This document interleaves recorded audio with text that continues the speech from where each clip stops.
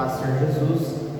Hoje estamos iniciando a nossa terceira aula, fazendo discípulo. Glórias a Deus. Vamos fazer um minuto de oração antes de começarmos essa aula abençoada.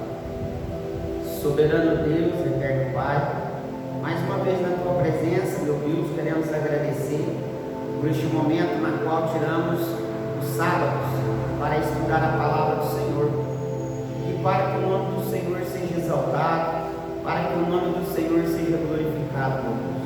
Assim nós cremos e aguardamos, meu Deus, a salvação, aguardamos, meu Deus, o arrebatamento. Meu Deus, nós cremos na Sua Sagrada Escritura, e que nós viemos agora hoje aqui ensinarmos mais uma etapa da palavra de Deus. Obrigado, Jesus, pela oportunidade que o Senhor nos concede por este momento específico e maravilhoso. Assim nós cremos, agradecemos em nome de Jesus. Glórias a Deus. Amados, vocês estão com a apostila aí, com a glória de Deus, e nós vamos iniciar a palavra do Senhor, já dando continuidade da apostila de número 2. Agora nós entramos na apostila e dando seguimento de número 3. Glórias a Deus. Aqui nós vamos entrar na passagem bíblica, na qual o anjo Gabriel visita José. José, por ele não entender a gravidez, por ele não entender a gravidez de sua esposa, por ela ser virgem, de uma mulher justa, humilde, glórias a Deus, amor. Uma mulher justa e humilde, uma mulher de família, foi escolhida a dedo por Deus, na qual esta mulher chama Maria. Pouco se sabe sobre a vida de Maria, pouco que nós sabemos sobre a vida de Maria. Lógico, vai ser o pastor? Isso que é diferente. Obrigado. Glórias a Deus. Abençoe. Aleluia.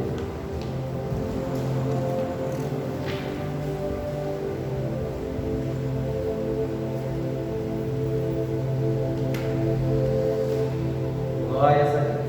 Louvado seja o nome do Senhor. Confere lá se é a mesma, pastor. Glórias a Deus. Então José por ser uma família muito séria, muito humilde, e como a família de Maria também é uma família muito séria, muito humilde, temente a Deus, tanto a família de José quanto a família de Maria, são tementes a Deus, para que o nome do Senhor seja glorificado. Nós vamos entrar no primeiro texto, o anjo fala com José. Você pode seguir no seu apostila. E projetando ele isso, eis que em sonho lhe apareceu um anjo do Senhor. Aqui lhe aparece um anjo do Senhor a José, para tirar todas as dúvidas de José. O segmento diz, estou no comecinho da folha. José, filho de Davi. Aí nós já começa a entender a trajetória, a linhagem de José. José, filho de Davi, não temas receber a Maria. O anjo Gabriel está falando com José. Não temas receber Maria, tua mulher, porque pois o que nela se gerou é o Espírito Santo. O que gerou é o Espírito Santo, e ela dará à luz a um filho. A um filho a quem chamará Jesus, porque ele salvará seu povo dos seus pecados. Então, ora, tudo isso aconteceu para que se cumprisse e que fora dito da parte do Senhor pelo profeta: eis que a virgem conceberá e dará à luz a um filho, o qual será chamado Emanuel, e que traduzido é Deus conosco. Aqui José, tendo desesperado, despertado, não é desesperado, corrigindo. Aqui José, tendo tendo despertado do sono, porque o anjo falou com ele em sonho, ter despertado do sono, do sonho, fez com que o anjo do Senhor lhe ordenara em receber sua mulher, e não a conheceu como mulher, enquanto ela deu a luz ao filho, e dele lhe pôs o nome Jesus. Glórias a Deus. A nota do autor é Mateus 1:20-25. Pecados. Vamos falar um pouquinho de pecados. Esta é a primeira vez, a gente vai falar, não vai falar do pecado, mas vai falar da onde surgiu o pecado. Pela primeira vez na Sagrada Escritura, mas da onde veio esse pecado? Pecado. Esta é a primeira vez que a palavra pecado aparece no Evangelho. Pecado aparece no Evangelho mais do que um sentimento psicológico de culpa ou remorso, porque isto até o Deus sente até se sente, e mais do que a nação do delito que gera punição. Então aqui o pecado ele gera punição, porque mesmo as nações laicas têm leis justas para repreender os transgressores. O pecado é uma acusação espiritual refletida na alma de cada pessoa. Jamais os psicólogos, sociólogos, historiadores ou arqueólogos encontraram um só povo que fosse imune a esta estranha convicção de pecado.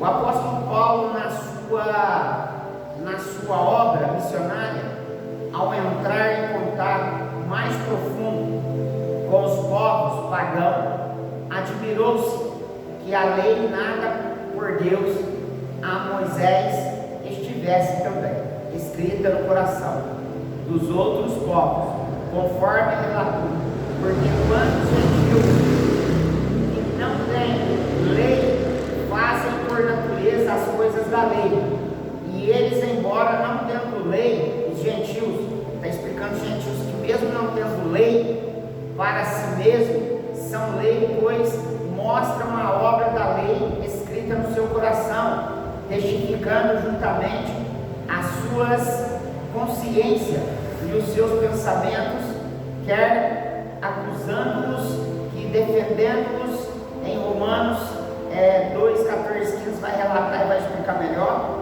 Mesmo que uma criança que nunca foi ensinada, aqui está dando um exemplo de um bebezinho, uma criança que um bebezinho que eu digo, mas uma criança que já anda, que nunca foi ensinada a respeito do pecado, já nasce, essa criança nasce antes dela andar, depois ela anda e ela tem os mesmos sentimentos, nasce com esta lei de Deus escrita em seu coração. Então a criança, o bebezinho já nasce o que é certo e o que é errado. Ao crescer e pecar, sente seu coração, ao crescer e pecar, sente que se tornou devedor. Quando ele começa a entender, ele sente que se tornou devedor, alguém que não se pode ver, no caso Jesus Cristo, mas que sabe existir. O pecado gera uma certeza, de condenação. Novamente, o pecado gera uma certeza de condenação que não desaparece, mesmo nos casos em que o transgressor é punido, no caso em que o transgressor é punido pela lei dos homens, que paga a sua dívida com a sociedade. Glórias a Deus. O pecador, ao se aproximar a hora da sua morte, então lembra-se quando estamos quase morrendo, o pecador, ao se aproximar da sua morte,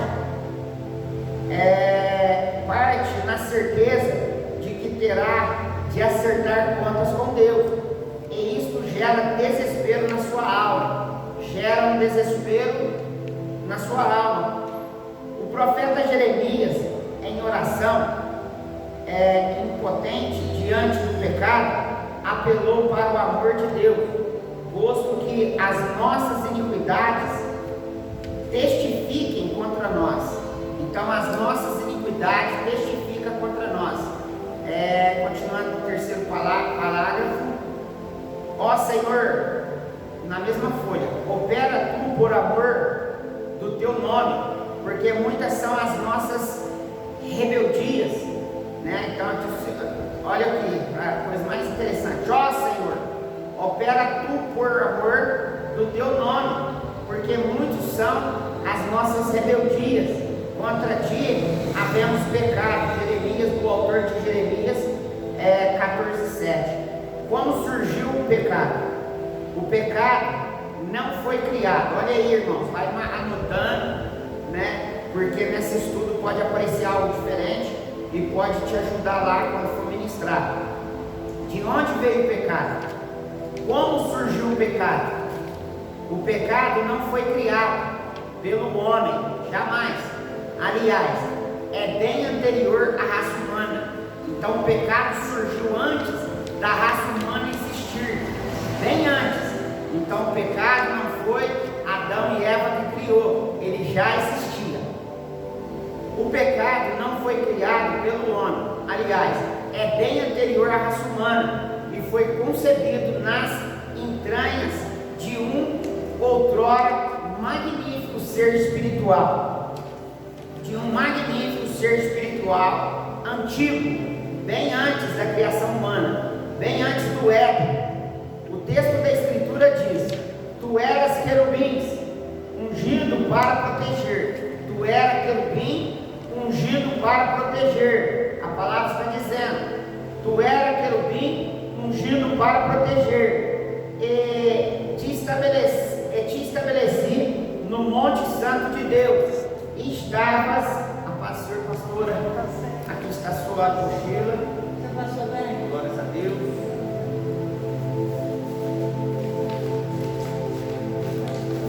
Seja bem-vinda, tá bom? Importante que veio. Então aqui vai falar de uma criatura magnífica, dando uma repassada que a pastora chegou.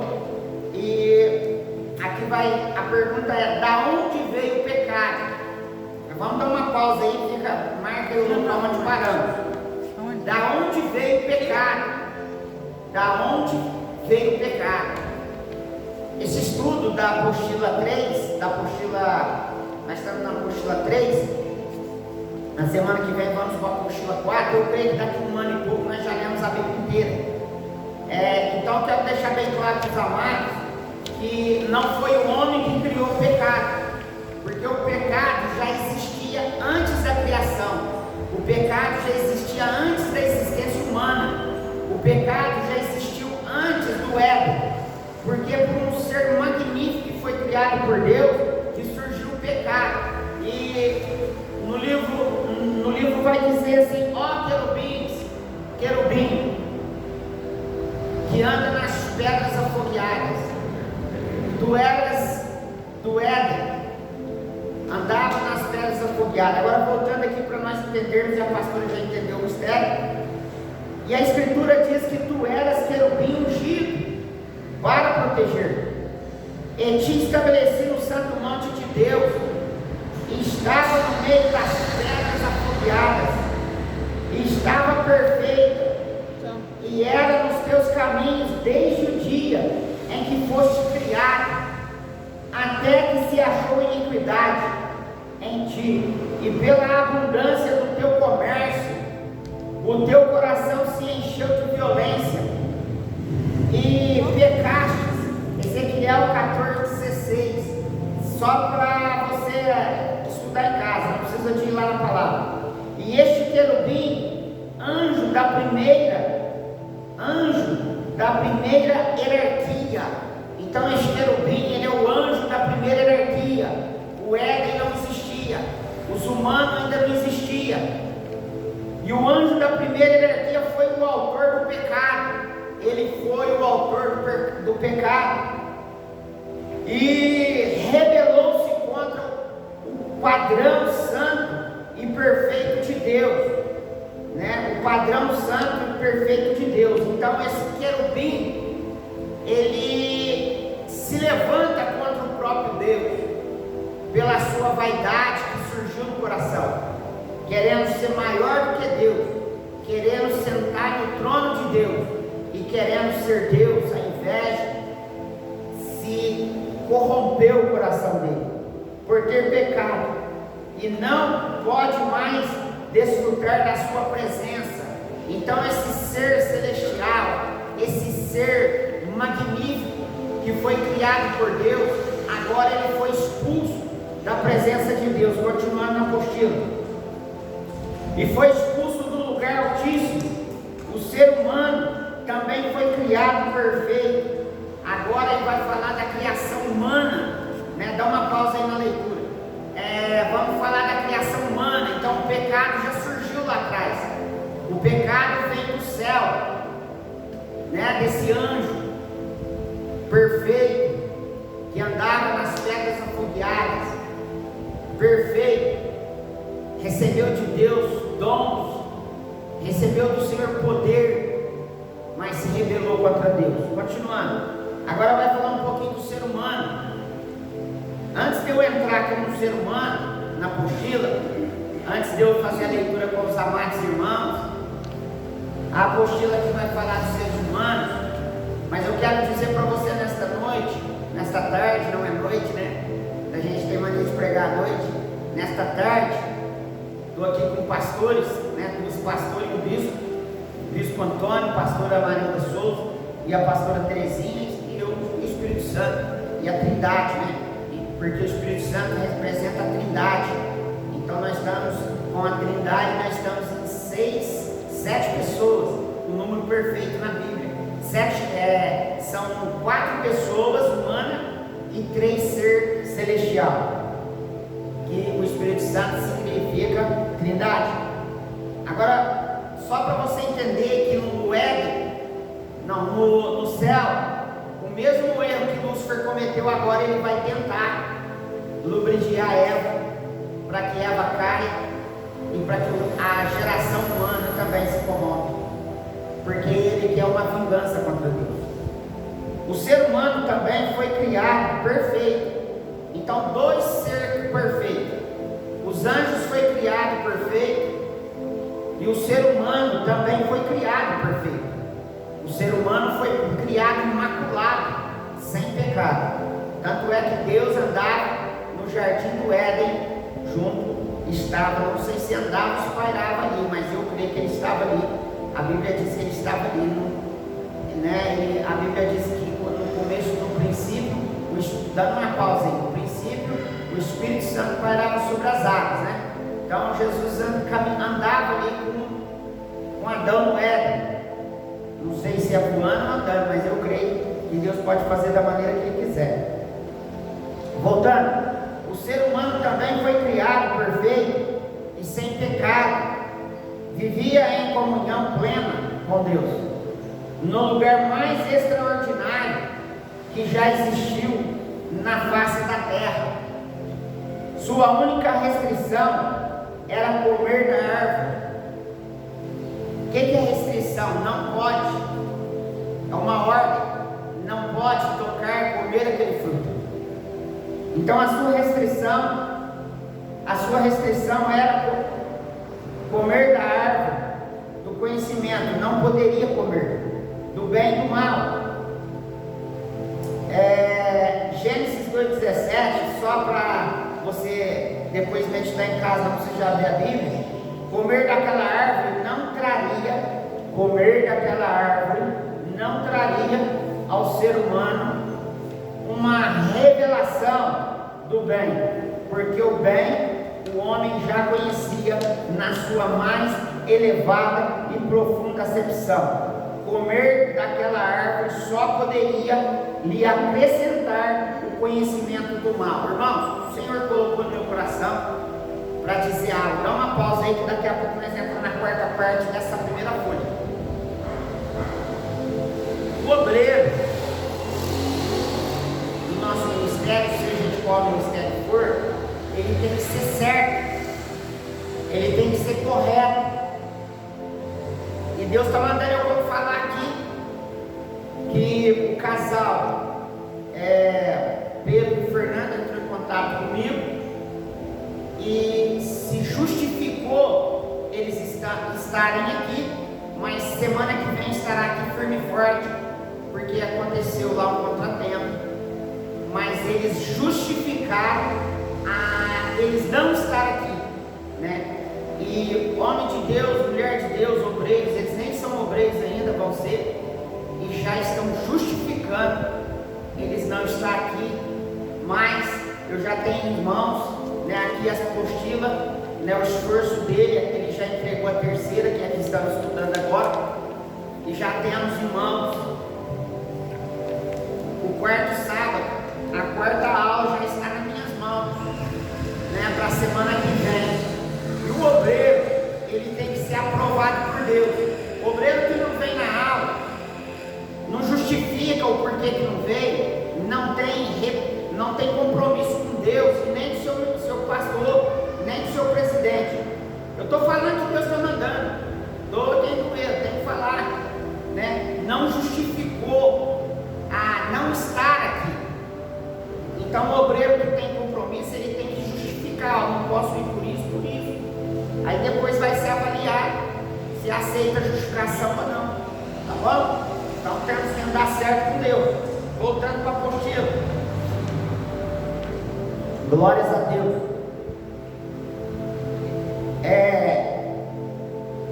Ele acrescentar, estou na primeira folha ainda. Ele acrescentar o conhecimento do mal, né? O querubim caído sabia, e por esta razão tentou o ser humano até que ele aceitou a sua sugestão. Então Eva foi tentada, dá uma pausa aí, Eva foi tentada até ela aceitar o que Satanás estava propondo a ela, porque Satanás ele é lubrificador. O Satanás ele não mudou da mesma, ele continua pior do que ele era.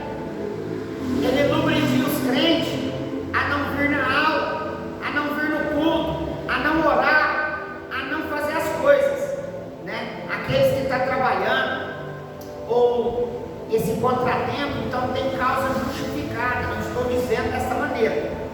Quem tem responsabilidade justifica. Agora, as pessoas não querem orar mais. As pessoas não querem buscar mais a presença do Senhor. Enquanto isso, Satanás vai deitar e rolar mesmo.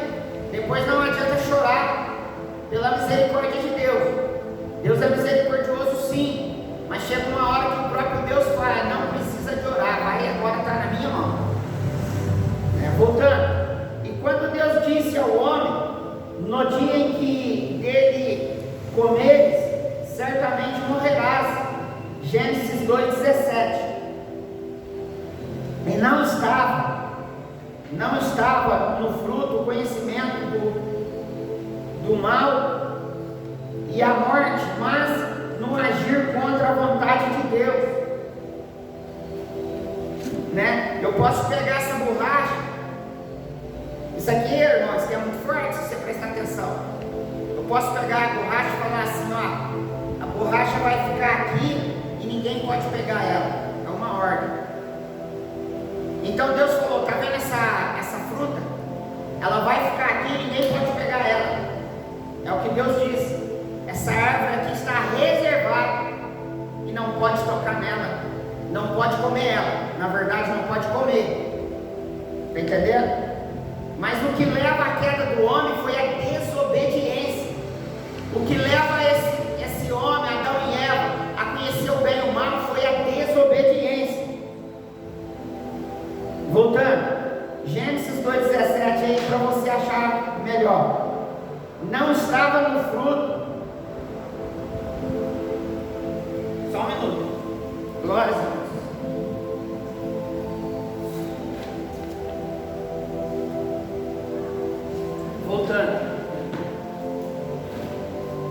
Glórias a Deus. No fruto do conhecimento do mal e a morte, mas o agir contra a vontade de Deus. O que quer dizer isso daqui? Dá uma pausa aí. Nós não precisamos ter uma maçã aqui, mas a Bíblia não fala maçã, a Bíblia fala fruto. Nós não precisamos ter um fruto aqui. Só o momento que você desobedece a Deus, você já comeu uma fruta, 2, 3, pensa da maneira que você entender. Muitos querem bater na Eva, dar uma coça nela, porque ela errou, mas quantos pecados nós já não tivemos e ela errou só aquela vez?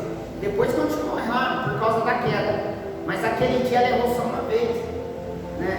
Enquanto for expulso do Éden, aí já estão no pecado, não tem como fugir mais, aí só tem que vigiar. É isto que o Senhor chama de pecado. Olha aí, irmãos, eu preguei isso aí esses dias, ninguém acreditou. Não, alguém não acreditou, pronto. Ou pode ter que outras pessoas também não. Olha aqui, e Deus falou para mim que está confirmando até na pregação, na leitura bíblica, no curso, né? Olha aqui o que vai dizer. É isso que o Senhor chama de pecado, a insubordinação. Vou até anotar aqui, né? A insubordinação é pecado. Quiser anotar aí, irmão? Eu vou anotar aqui que eu vou trazer esse texto para a pregação.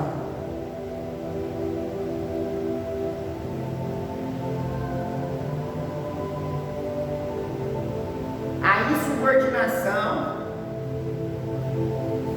a sua perfeita vontade, né? A sua perfeita vontade, que está declarada na sua palavra, e mesmo na falta dela, no íntimo de cada pessoa, porém o conhecimento da vontade de Deus não livra o ser humano do pecado.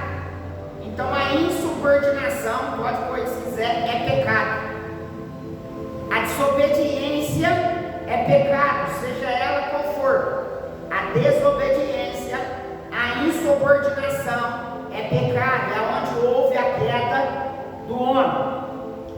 A insubordinação contra Deus. Continuando, Deus não livra o ser humano do pecado e das suas consequências. E isso foi provado na história do escolhido de Deus, que receberam a sua lei por escrito e mesmo assim pecaram. Olha aí, receberam a sua lei por escrito e mesmo assim pecaram. A lei estava ali e eles foram insubordinados e pecaram. Agora continuando na cocheira, e se transpassaram com muitas dores e sofrimento, conforme se lê, e os filhos de Israel fizeram secretamente, os filhos fizeram de Israel secretamente coisas que não eram retas, contra o Senhor. Se Deus seu Deus e edificaram altos em todas as suas cidades, desde a torre dos atalaias até a cidade forte, e levaram estátuas de imagens, né? Isso aqui, irmãos, se quiser anotar aí, eles desobedeceram. Dá uma pausa aí na apostila. Eles desobedeceram a Deus. Então se chama insubordinação contra Deus. E eles começaram a adorar as imagens, que é contra a palavra. E isso nos leva a qualquer tipo de pecado, que se torna insubordinação. Desobediência é pecado, seja ela qual for. Olha o que está dizendo, continuando na apostila. Estátuas e imagens do bosque, né? Em todos os altos e outreiros, debaixo de todas debaixo de todas as árvores verdes, e queimaram ali incenso em todos os altos, como as nações que o Senhor transportará de diante deles, e fizeram coisas ruins para provocarem a ira do Senhor. Eles agora, por causa da insubordinação, eles provocam a ira do Senhor e serviram a ídolos. Já conseguimos, graças a Deus, passar para a segunda parte, a segunda folha da sua apostila. Glórias a Deus. Então não esquece que eu vou estar ministrando aqui sobre insubordinação. Vou pregar essa palavra, é forte. Insubordinação é pecado, desobediência é pecado. Não pode desobedecer. Dos quais o Senhor lhes dissera: não fareis essas coisas. Não farei essas coisas, e deixaram todos os mandamentos do Senhor, seu Deus, e fizeram imagens de fundição, 2 bezerros, e fizeram um ídolo no bosque, e se prostraram perante todo o exército do céu, e serviram Baal. Também fizeram passar pelo fogo, se parar, você continua, tá? Fizeram passar pelo fogo a seus filhos e suas filhas, e deram-se a adivinhações, e criam em agouros, e venderam-se para fazer o que era mal aos olhos do Senhor, para provocarem a ira, e pelo Senhor muitos se indignou contra Israel, e os tirou de diante da sua face, e nada mais ficou senão a tribo de Judá. Até Judá não guardou os mandamentos do Senhor seu Deus, e antes andaram nos estatutos que Israel fizera, pelos que o Senhor rejeitou a toda a semente de Israel, toda a semente de Israel, e os cumpriu e os deu nas mãos dos despojadores, até que os tirou de diante da sua presença. Romanos 2 Reis 17, 9, para a sua meditação quando você chegar em casa, se quiser se sentir. E esta é a consequência direta do pecado. Se alguém sentir que está gelado, quiser desligar o ventilador, fica à vontade. Assim como o querubim pecador, quiser marcar aí, o querubim pecador, já anotei aqui, foi expulso do céu, e o ser humano pecador foi expulso. Olha aí, irmãos, anota essa aí para nós. O querubim pecador foi expulso do céu. Dá uma caneta lá para o pastor Antônio, se ele quiser anotar aqui, ó. Aí dá uma caneta para ele, às vezes ele quer anotar. Aí dá sua. Pega aqui. Glórias a Deus. Vou pegar aqui para ele, peraí. Não, essa é vermelha. Toma, pastor. Às vezes o senhor sentiu de anotar, eu anoto na apostila mesmo, mais fácil para mim. Anota aí: o querubim pecador foi expulso do paraíso. Vou esperar você anotar. Isso aí dá um tema, meu irmão, um tema de pregação muito forte.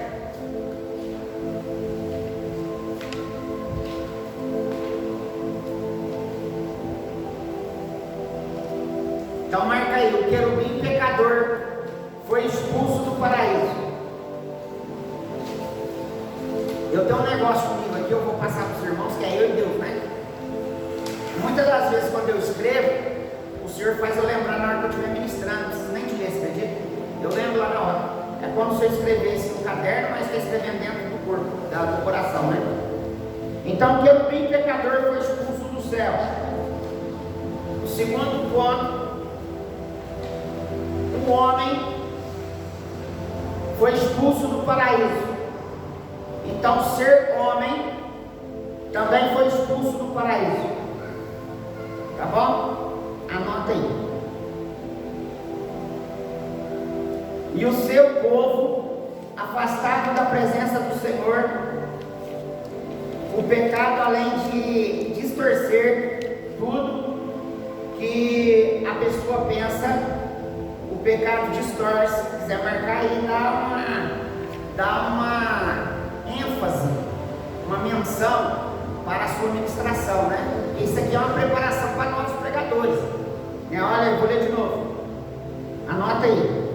Que a pessoa pensa, o pecado, além de distorcer tudo que a pessoa pensa, diz e faz, ultrapassa os limites da mente, corrompe a alma e causa a morte espiritual. Corrompe a alma e causa a morte espiritual no teu corpo, na qual você não quer mais estudar a Bíblia, na qual você não quer mais vir à aula. Não estou dizendo aqueles que justificaram, na qual você não quer mais vir. Dá uma pausa aí. Na qual você. Eu dou uma pausa na apostila, não estou lendo a apostila não, senão você se perde depois. Na qual você não quer mais orar, na qual você não quer mais ler a Bíblia, na qual você é preguiçoso. Então a morte começa a vir na alma. Voltando para o apostila. Por isso, o ser humano, quando peca, não age mal apenas contra seu próprio, contra seu próximo, ou contra só a sociedade. Age mal contra a sua própria alma, né? Você coloca aí, não escreve de jeito aí não, mas eu vou resumir,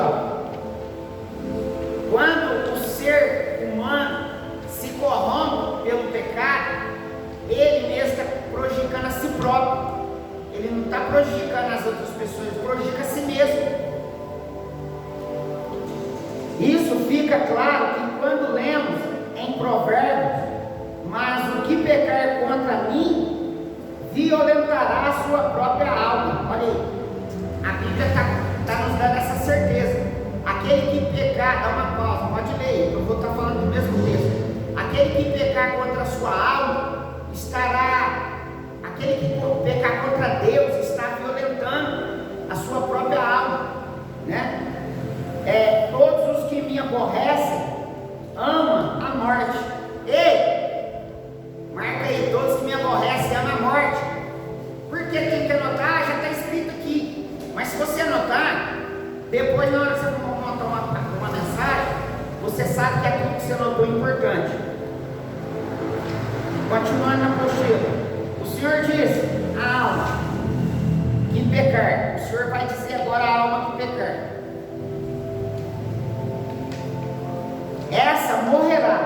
Ezequiel 18:4, para a sua meditação. Isso ocorre em duas etapas.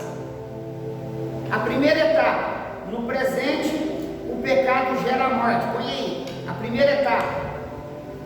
No presente, o pecado gera a morte espiritual. É a primeira etapa.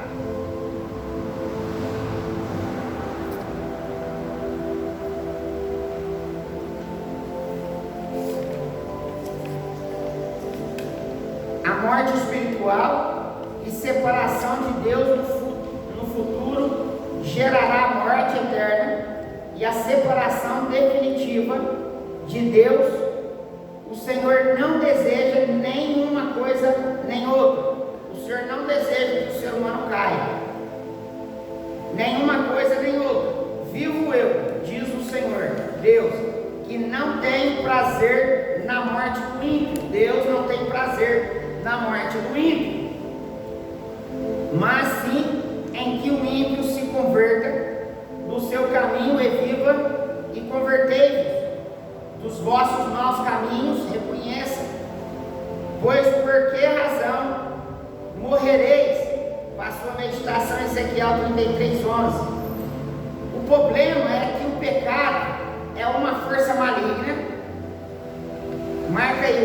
pecado é uma força maligna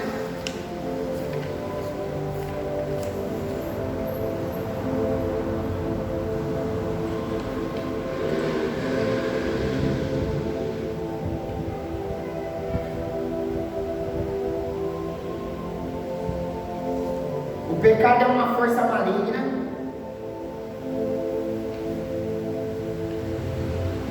que imobiliza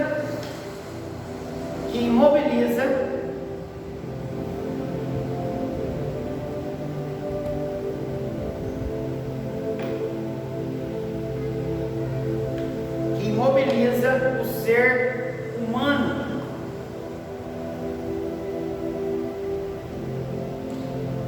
Por quê? Dando uma pausa. Depois ele tem a consciência do pecado. Depois ele tem a consciência que ele está devendo algo para Deus. Depois ele tem a consciência que ele está pecando contra Deus. Ele está virando as costas para Deus, mesmo que ele diz que ama. Mas ele está virando as costas para Deus. E Deus jamais virou as costas para você. O ser humano, agora estou na apostila, e o torna cada vez mais incapaz, né? Ele se sente incapaz de resistir ao pecado e escraviza a tal ponto, o pecado escraviza ele a tal ponto que o obriga a pessoa a participar,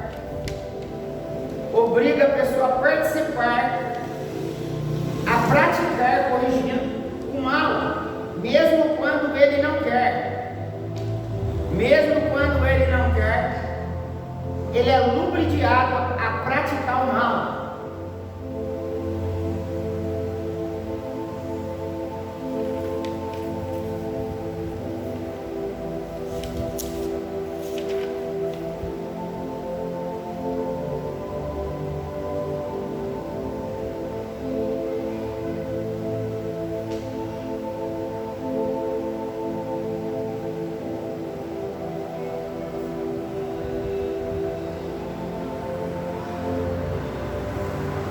Ele é lubrificado a praticar o mal. Continuando a apostila. Por isso Jesus disse: em verdade vos digo, que todo aquele que comete pecado é escravo do pecado. Então Jesus disse em João 8,34: em verdade vos digo, que todo aquele que comete pecado é escravo do pecado. O ser humano não tem como libertar-se a si mesmo. Ele não tem como libertar a si mesmo, e tampouco pode salvar-se dos seus próprios pecados. Nenhum recurso humano é capaz de livrar o pecado da certeza íntima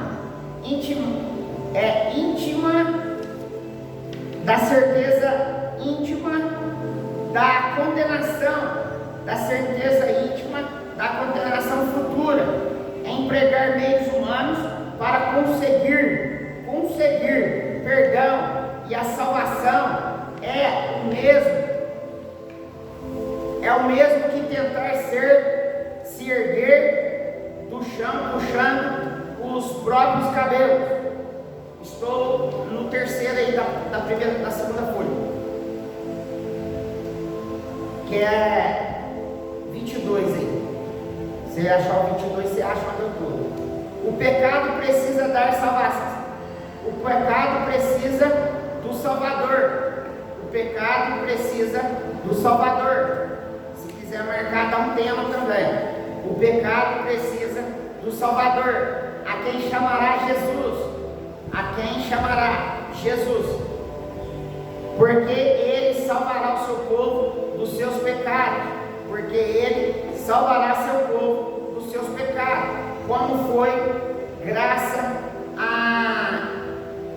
a gente externa que o ser humano pecou, também a sua salvação teria que vir de fora. E quando o anjo confirmou a José o mesmo nome que já tinha dito, a virgem fica claro, porque da vida daquele bebê, e ele salvará o povo dos seus pecados. É é onde que José ficou descansado.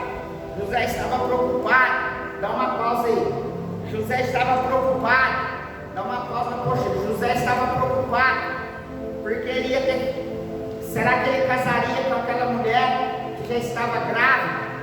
Mas o anjo visitou e mandou ele descansar o coração, porque aquela criança salvaria o mundo. E mais interessante que José respeitou Maria até que Jesus saiu e nasceu na manjedoura. Somente depois José conheceu a sua esposa. É forte, é forte. Para sua meditação, Mateus 1:21, parte B. Não preciso de abrir. Como se vê o céu, está trabalhando para trazer à humanidade solução e a única e definitiva do pecado, Yeshua, Yahvé salva. Ele é o Salvador, preparado por Deus, porque Deus amou de tal maneira que deu seu Filho unigênito, para que todo aquele que nele crê não pereça, mas tenha a vida eterna. João 3,16.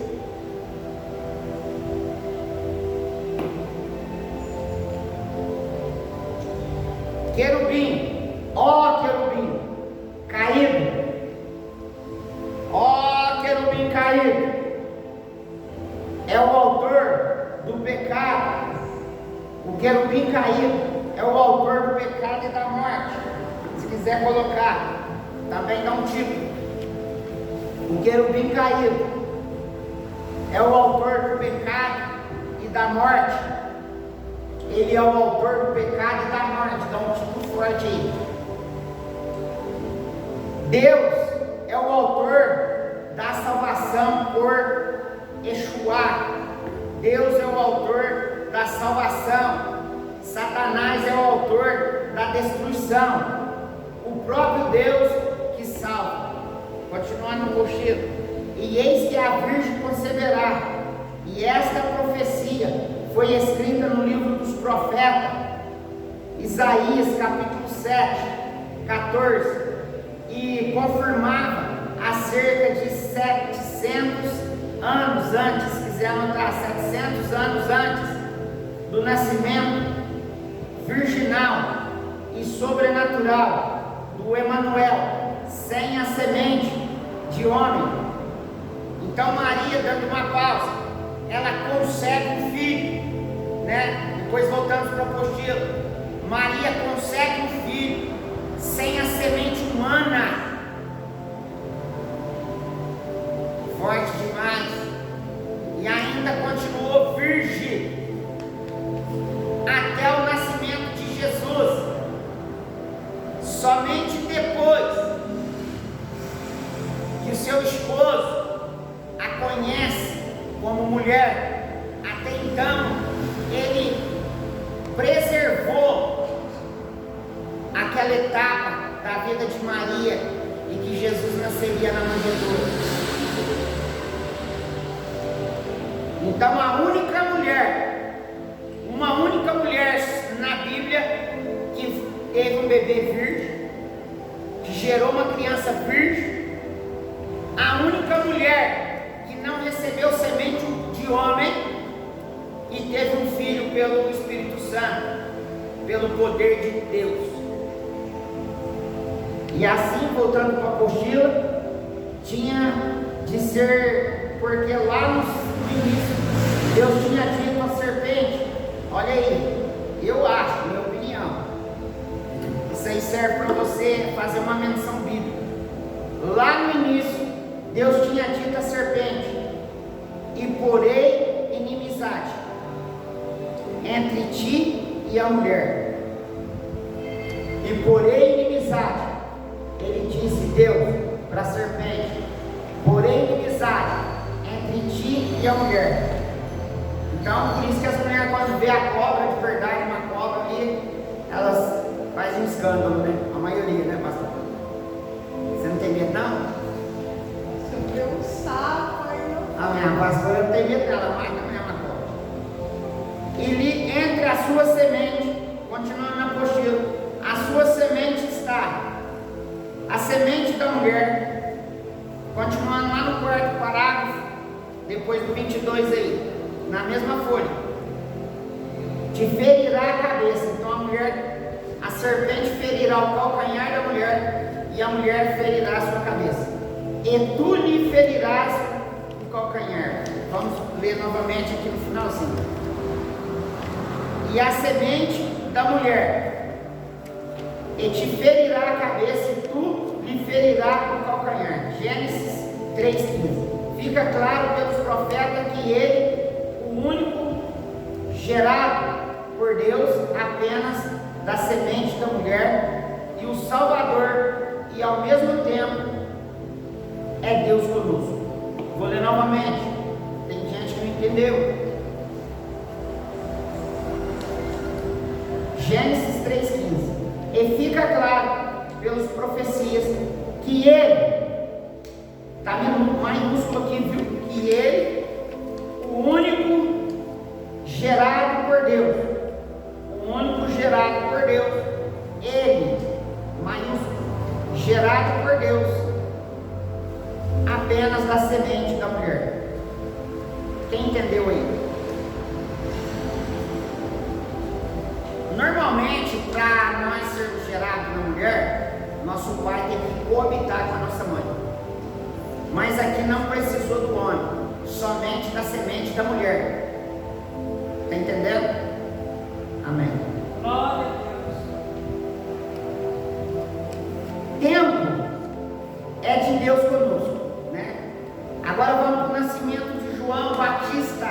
Todos já conhecemos. Eu estou na mesma folha, tá? Do 22 aí, não mudou ainda não. E completou-se para Israel o tempo de dar à luz, e teve um filho. Está falando de João Batista. Ouviram seus vizinhos e parentes que o Senhor lhe multiplicara a sua misericórdia, e se alegravam com ela.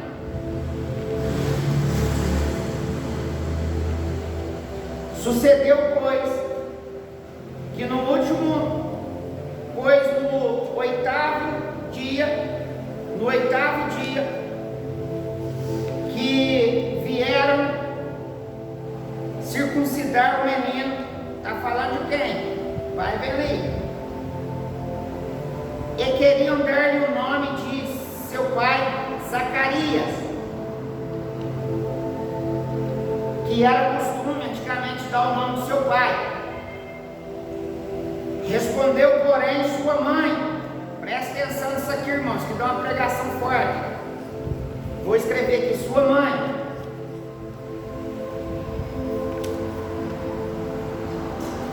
Isabel.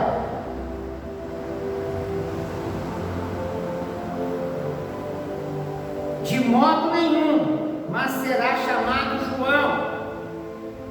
Quem disse para ela que ia ser chamado João? Oi? O anjo disse para o seu esposo, mas o esposo estava mudo. Como que ele ia dizer? Então o próprio Deus, o próprio Espírito Santo testifica da mesma maneira que foi falado para seu esposo. Olha aí para você entender. Ao que lhe disseram, ninguém há na tua parentela que se chame por este nome. Eles questionaram ela, por ela pôr o nome de João, e perguntaram por acenos. Para quem? Para Zacarias, ele estava mudo. Por acenos a seu pai, como queria que se chamasse. Presta atenção que aqui vai explicar, que dá uma pregação muito forte, focando só no que Deus testificou com a esposa e com o esposo, e pedindo ele uma tabuinha. Quem? João. Zacarias, porque ele era mudo, estava mudo, né? Escreveu, seu nome é João. Olha que maravilha, irmão. E todos se admiraram. Por que todos se admiraram? Porque a Isabel já tinha falado João, mas não tinha como ele falar com a esposa, Porque mesmo que ele falasse, Deus não aceitaria, porque ele não poderia falar nada, a não ser que Deus autorizasse. Imediatamente a boca se lhe abriu, e a língua se lhe soltou, louvando a Deus. Então veio temor sobre todos os seus vizinhos. Vamos para outra folha. Estamos agora no 23, na penúltima folha nós estamos. Na penúltima.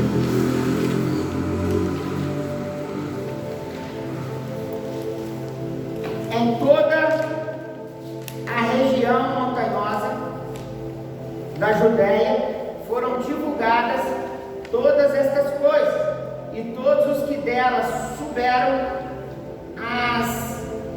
ajude lá, pastor. Terceira folha. É três, deixa eu ver. Duas, terceira folha. Ele vai para a terceira folha agora. Terceira folha que o senhor vai.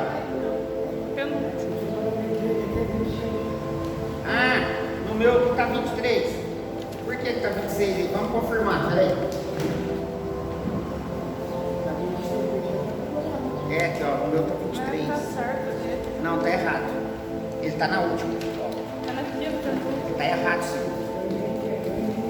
Daí passou duas. Essa aqui. Aqui, olha. 20. Então peraí, tá faltando. Dá licença, pastor. Não, dá licença, bispo. Eu vou achar para o senhor. Aqui, bispo, aqui, ela aqui, ó. Já achei. Isso, então é aqui, bispo. Olha lá, 23, ó, tá vendo? Ó, 23. É que o senhor passa uma folha a mais. Ó, 23. Voltando. Irmãos, é muito importante a gente fazer isso mesmo. Não deixar ninguém para trás. Porque esse estudo aqui vai melhorar nessas pregações. Vai melhorar mais os contextos, os textos bíblicos. E até mesmo os esboços que Deus vai dar ali na última hora. Então é importante seguir certinho mesmo. Vamos voltar aqui. Estou no 23. Em toda a região montanhosa, da Judéia, foram divulgadas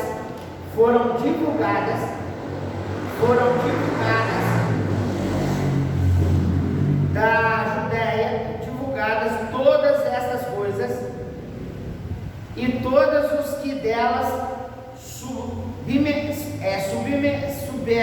todos souberam, as guardavam no coração. Todos souberam e guardavam no coração, dizendo: quem virá a ser então este menino? Quem é este menino?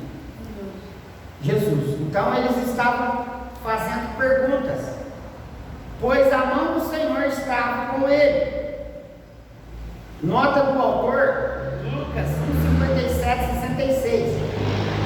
Vieram circuncidar o menino. A circuncisão é um rito. Isso aqui dá para você marcar numa pregação também.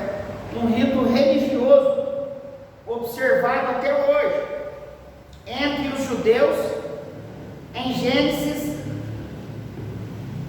17:12, na nota do autor, Gênesis 17:12, lemos: a idade de 8 dias, todo varão dentre vós será circuncidado por todas as vossas gerações, tanto nascido em casa como o comprado por dinheiro, a qualquer estrangeiro que não for da sua linhagem. A circuncisão consiste em se cortar pele. Aí, irmãos, quem queria aprender o que é circuncisão, a gente fala que, dá uma pausa aí na apostila, é que nós somos circuncidados pelo coração, porque nós não somos judeus. Mas olha que jeito que os judeus eram circuncidados. Voltando à apostila, a circuncisão consiste em se cortar pele que está sobre a grande pênis, e como operação de fimose, ou como operação de fimose. Então essa é a circuncisão dos dias de hoje para os judeus. Mas os gentios, nós não precisamos circuncidar, que fique bem claro, senão estaríamos anulando a morte do Senhor na cruz. Seu nome é João, continuando na apostila, do hebraico Ianã.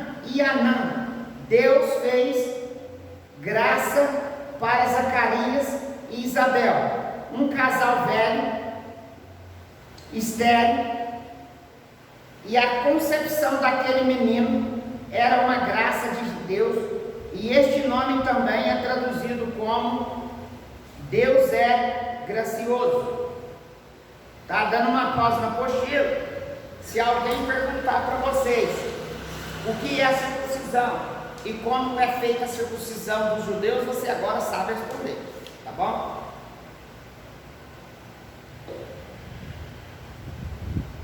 Só que a circuncisão nossa é pela graça. A nossa não é igual aos judeus. Voltando na apostila. Como aquele nome havia sido anunciado pelo anjo Gabriel, fica claro que o nascimento de João veio anunciar um novo tempo. João então é o precursor e veio agora anunciar o novo tempo de Deus. O tempo da salvação, da graça, que perdura até hoje. A parte 3 aí, a parte 2. O título é Zacarias volta a falar e profetiza sobre João. Vamos lá. Zacarias, seu pai, ficou cheio do Espírito Santo e profetizou, dizendo: bendito seja o Senhor, Deus de Israel. Estamos na mesma folha. Porque visitou e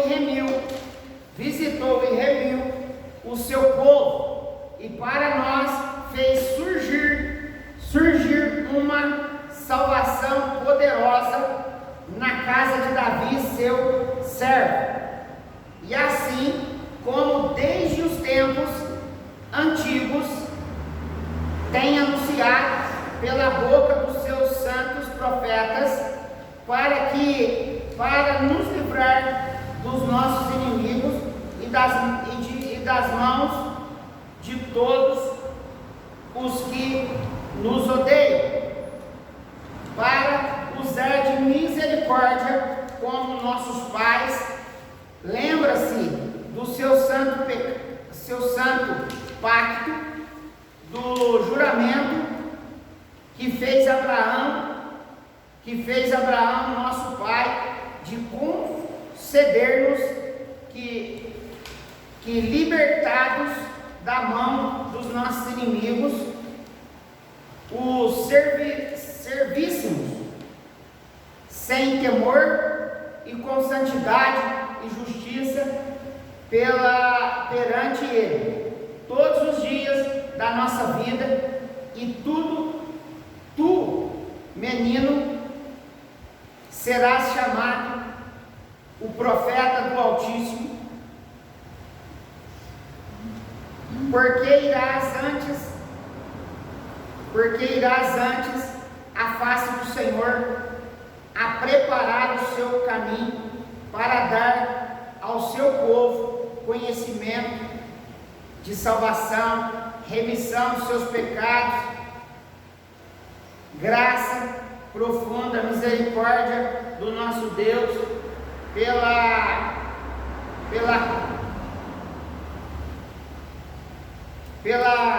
guarda, o que está escrito aí, irmãos? Misericórdia do nosso Deus, pela qual, já compreendi aqui, pela qual nos há de visitar a aurora lá do alto.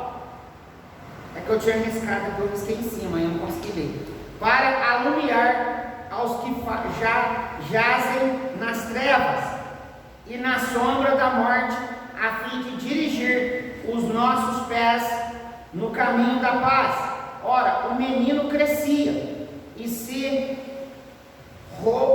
robustecia em espírito e habitava nos desertos até o dia da sua manifestação a Israel. Nota do autor Lucas 1, 67, 80. Na mesma folha, a terceira parte. Cerca de 6 anos antes da era atual, o Verbo se fez carne. O nascimento de Jesus, naqueles dias saiu um decreto da parte de César Augusto para que todo mundo fosse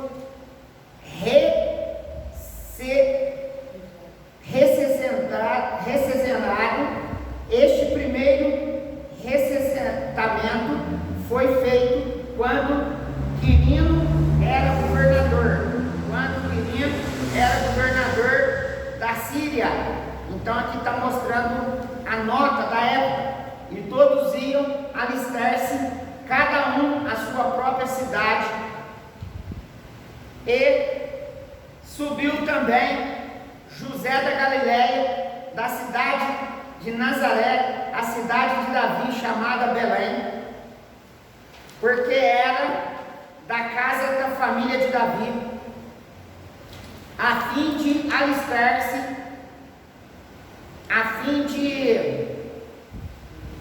alistar-se com Maria, sua esposa, que estava grávida. Enquanto estava ali, chegou o tempo em que ela havia de dar à luz. Então chegou o tempo de Maria dar à luz.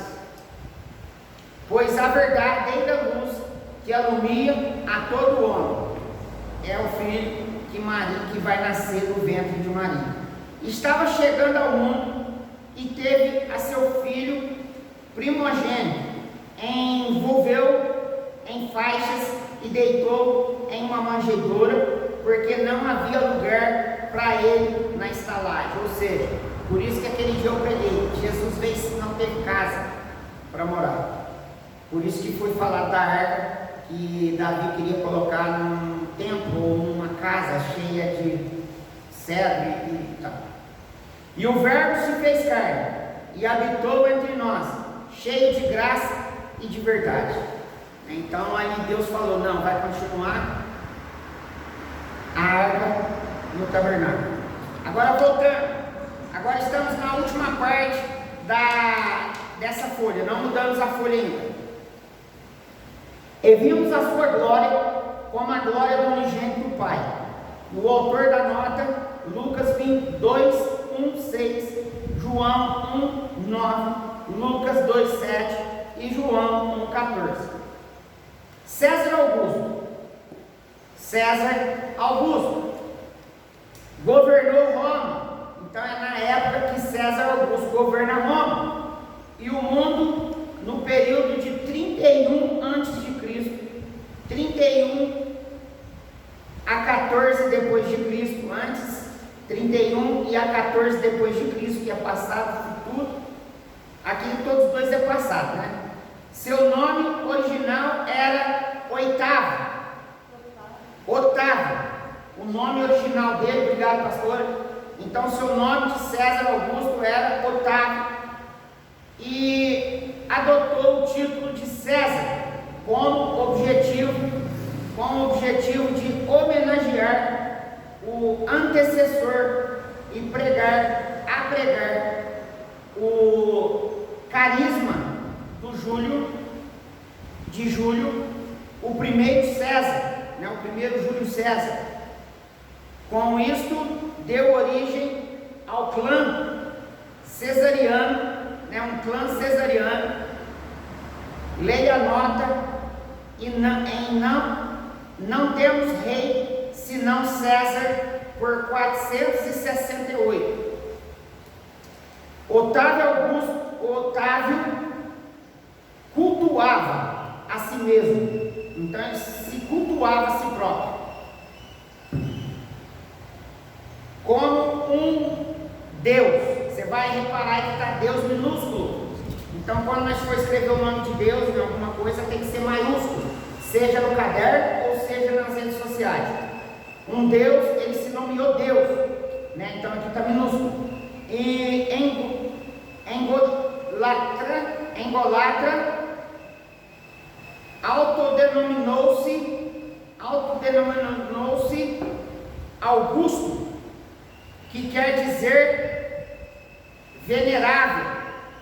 Agora se você marcar aí a palavra da onde veio venerável, né? Venerável, vou marcar que eu acho interessante. Venerável, da onde veio essa palavra? Ou digno de veneração, ou seja, adoração errada, né? Ele se adorava e pedia para as pessoas adorar ele por lei. Nas províncias dominadas ao redor do mundo, seus generais, procuradores o louvavam como filho de Deus. Novamente, como filhos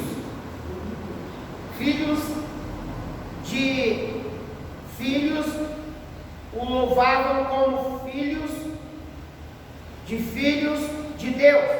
Quer dizer, um Deus que não existe.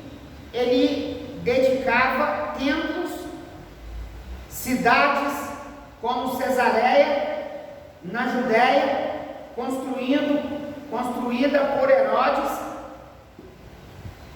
o Grande.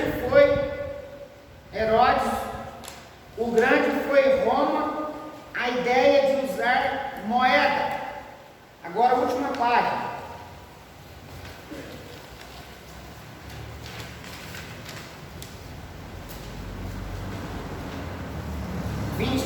Encerramos. Página 26. 26. É, 26, a última. 26. Hã? 26, porque aqui é 27. É, 26 e 27 aí. É a última, pastor. É essa mesmo, isso. É essa aí mesmo. Aí tá 26? Tá certo. Como na apostila, o meio mais eficiente, duradouro para divulgar esta devoção ao divino César, misericórdia. Está escrito divino aqui até de minúsculo. Um denário de prata daquela época trazia a efígie de César em relevo e a inscrição T. César Divi AVG, e a AVG VSTVS, que significa Tibério César. Então aqui está explicando essas letras aí, o que quer dizer que está naquela moeda, né? Divino Augusto, filho do Augusto, foi justamente este venerável, né? Ele se tornou venerável, ele mesmo se venerou, né? Imperador, que Deus usou para fazer o decreto recenseamento mundial e com isso preparar a terra para receber o divino Rei Universal. Quem é o divino Rei Universal? Do universo.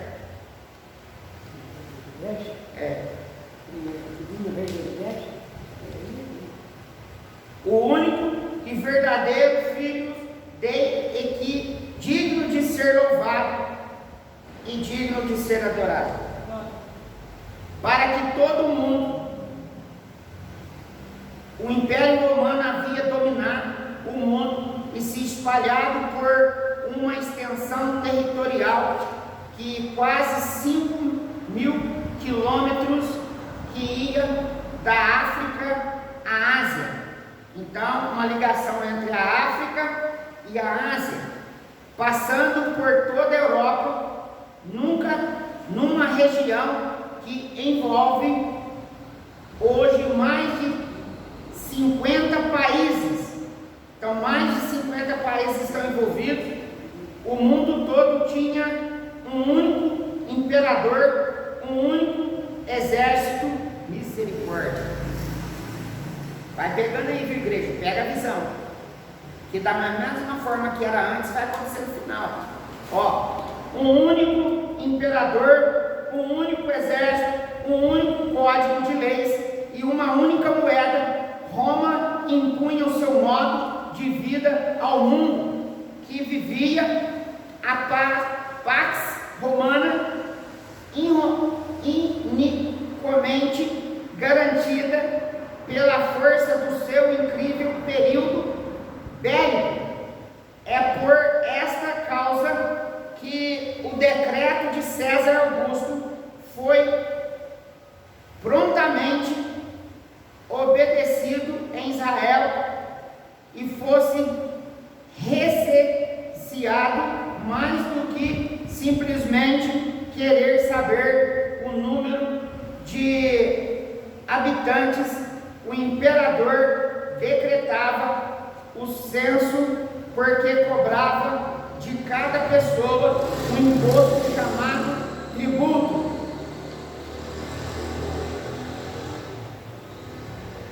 Copites equivalente a um dia de salário ou um denário.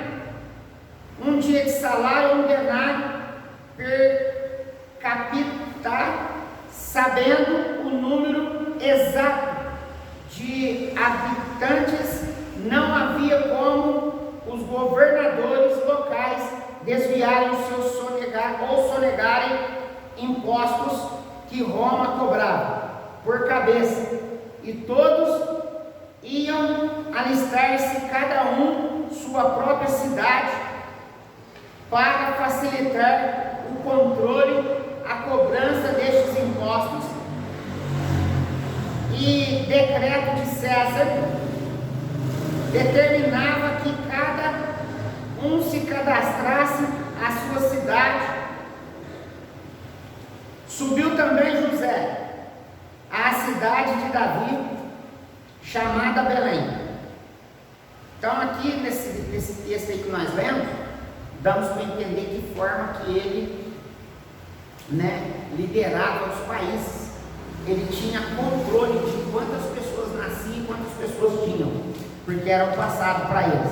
Então não tinha como sonegar imposto. E se sonegasse, eles traziam um grande problema para o país. Porque era da casa e família de Davi, e José morava em Nazaré, na Galiléia, e era descendente do rei Davi. Agora está falando de José. Glórias a Deus. Em obediência ao decreto, viajou cerca de 122 quilômetros.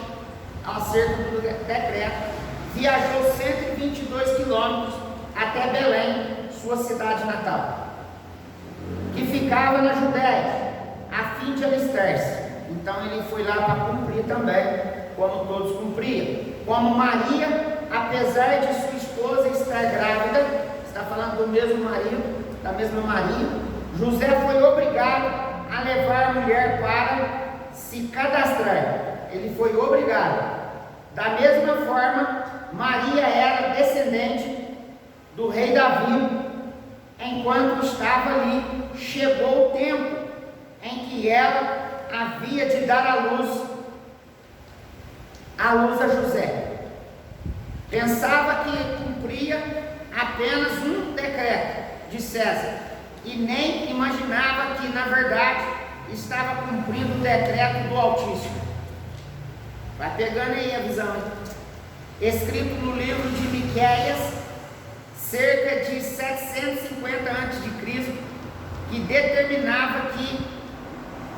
determinava que o Messias deveria nascer na inexpressiva Belém.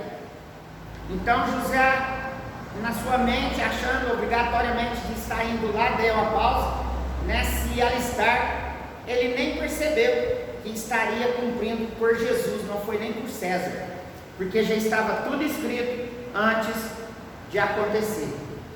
Troca para mim, esposa, o microfone. Porque estava tudo escrito antes de acontecer. Glórias a Deus. Nós vamos aprender muito, hein? Amém. Glória a Deus. E quando eu estava aqui lendo no começo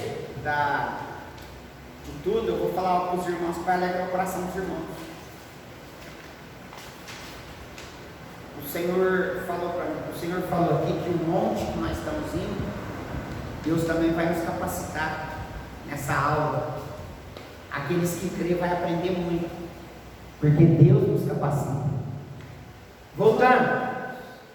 Mas tu, Belém, Efrata, postos da pequena entre milhares de Judá, de ti é que me saíra aquele que há de reinar. Estou no terceiro, do 27 aí, na mesma folha. Reinar em Israel, e cujas saídas são desde os tempos antigos, desde os dias da eternidade. Miqueias 5:2 confirma todo esse acontecimento. Continuando a apostila. E porque Belém, além do decreto, Deus havia outros motivos. Esta é a mesma cidade em que nasceu Davi, o rei ungido de Deus. Porque Deus não se esqueceu da promessa feita a Davi. Deus não esqueceu da promessa feita a Davi. Dando uma pausa, Deus não esqueceu da promessa que Deus fez a nós. Não esquece. Por intermédio do profeta Natã, tua casa, porém, e o teu reino serão firmados para sempre. Diante de ti, teu trono será estabelecido para sempre. Em 2 Samuel 7,16, Bet-Lir, em hebraico, quer dizer casa do pão. E é ali que tem de nascer o pão da vida. João 6:48. Davi foi ungido temporariamente.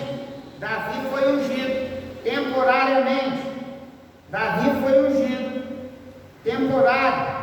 Jesus é o ungido eterno. Eita glória. Vou anotar isso aqui, viu? Davi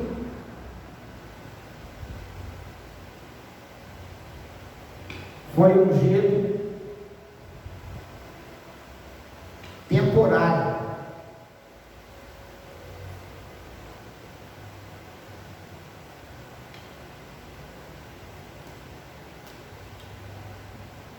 Jesus é o ungido eterno, temporário, porque quando Davi morreu já, só foi um tempo. Agora aqui a Bíblia vai dizer, a apostila vai dizer, Jesus é o ungido eterno de Deus.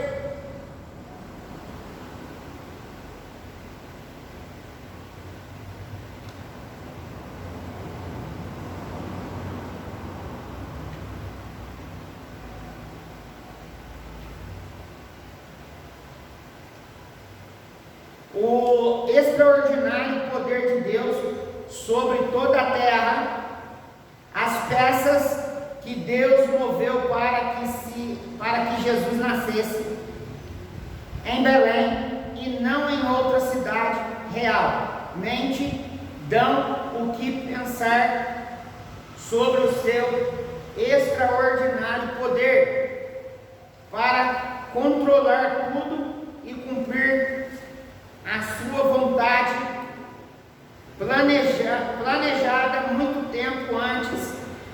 Veja só, Deus moveu o coração do homem mais poderoso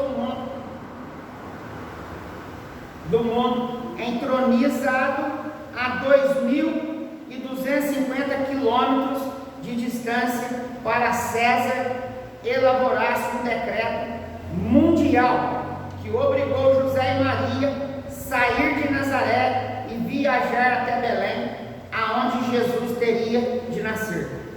Quer dizer, dá uma pausa aí. A perseguição a Jesus foi tudo Deus permitiu, endureceu ali o coração daquele homem para perseguir Jesus, né? Porque nesse ponto Maria e José têm que fugir. E para onde eles fogem? O local do nascimento. Oi, pastor? Bispo. Pode falar. Mas se for alguma coisa que eu disse aqui, pode corrigir, tá bom? Deus calculou tudo cuidadosamente para que entre a divulgação e o cumprimento do decreto em Israel a mobilização do casal sagrado numa longa e difícil viagem. Irmãos, aqui eu vou ler de novo para você entender que tudo foi permissão de Deus, tá? Tudo na vida é permissão de Deus. Não cai uma folha de uma árvore sem a permissão de Deus. O vento não vem se Deus não permitir. O vento não cessa se Deus não permitir. Eu vou ler de novo. Deus calculou, foi calculado nos mínimos detalhes, tudo cuidadosamente, para que entre a divulgação e o cumprimento e o decreto de Israel, a mobilização do casal sagrado numa longa e difícil viagem. Eles tinham que ir. Você pode até falar, não vou na Índia nunca, não tem estômago para comer a comida deles. Mas se Deus mandar, meu irmão, Deus tira seu estômago e põe um novo. Vai sem medo. A Belém, voltando, ele vai fazer a difícil viagem a Belém, como se disse, exatamente como com o tempo em que ela deveria dar à luz. José e Maria são descendentes do rei Davi. Fala comigo, José e Maria são descendentes do rei Davi. Só um. E este é um dos motivos porque Deus escolheu aquele casal, Jesus, tanto por parte do pai adotivo como por parte da mãe, é descendente do rei Davi e por isso tem direito real e legítimo do trono de Israel.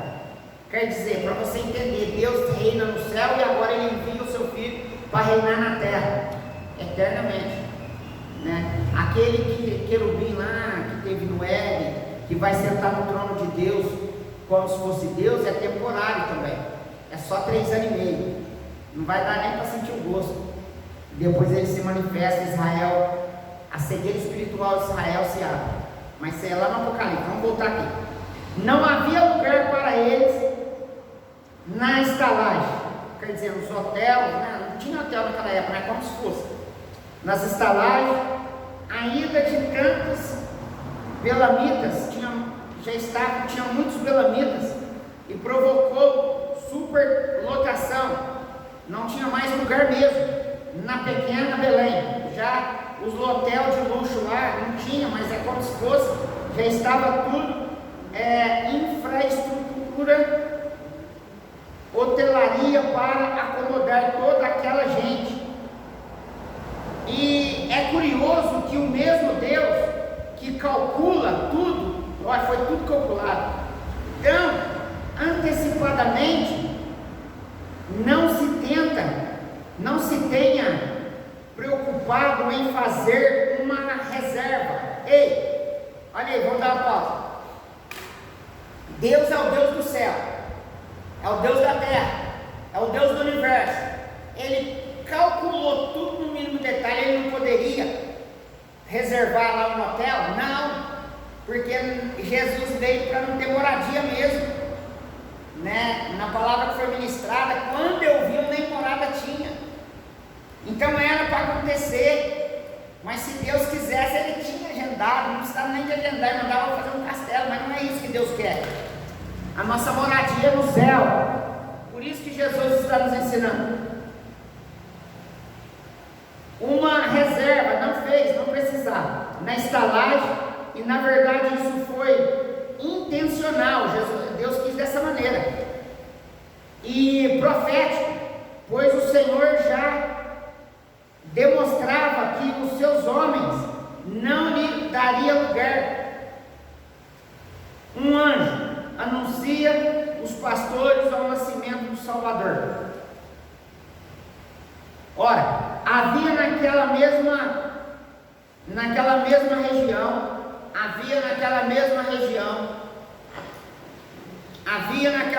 região pastores que estavam no campo e guardavam durante a vigília da noite, e o seu rebanho, e um anjo do Senhor apareceu. Isso aqui vai ser a quarta apostila, tá? Vou ter que ler esse pedacinho. A glória do Senhor os cercou de resplendor, pelo que se encheram de grande temor. E o anjo, porém, lhe disse, aí encerra a sua apostila, e eu vou ler um pedacinho aqui, olha para mim, da quarta apostila que vocês já receberam, que eu vou ler aqui, tá bom? Na próxima aula. Eu vou ler só para concluir esse pedacinho. Não temais, porque vos trago novas de grandes alegrias, que será para todo o povo, e que hoje vos nasceu na cidade de Davi o Salvador, em Cristo o Senhor, e isto vos será por sinal: achareis o menino envolto em faixas e deitado em uma manjedoura. E assim nós encerramos a terceira. Aí um pedacinho da quarta pegou aqui da terceira. Encerramos. Deixa eu ver, olha a hora para mim.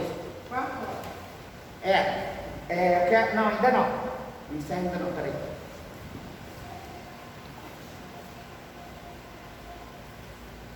Não, na verdade o que eu coloquei aqui não precisa de eu estar lendo, porque já foi muito explicado a apostila, né?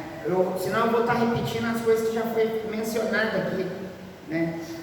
E então isso aqui fica para a meditação, se eu for montar uma mensagem, mas eu creio que todos os irmãos entenderam. Se não entendeu, eu vou fazer um resumo do que eu escrevi aqui. Todos entenderam? Entendeu, pastor? Precisa do resumo? Então tá tudo certo. Eu fiz um resumo. Mas procura na Bíblia, eu procurei tudo aquelas outras lá. Tem um resumo aqui, que isso aqui serve até para uma pregação futura. Tá bom? Eu fiz alguns conceitos de Satanás, alguns detalhes, né? Da forma que ele agiu, a forma que ele errou com Deus. E aqui também tem um conceito da forma que Adão e Eva errou com Deus. E aqui também nós trazemos um conceito, eu estou resumindo, um conceito da forma que nós erramos com Deus, que nós podemos errar com Deus. Então tudo pode ser pecado, né? Se você errar com Deus, você está pecando, e é pecado, e não adianta falar que não é pecado, é pecado. Se você desobedecer, é pecado, porque a desobediência já é pecado, tá bom? Então nós encerramos, graças a Deus, para a glória de Deus. Uma salva de palmas para Jesus.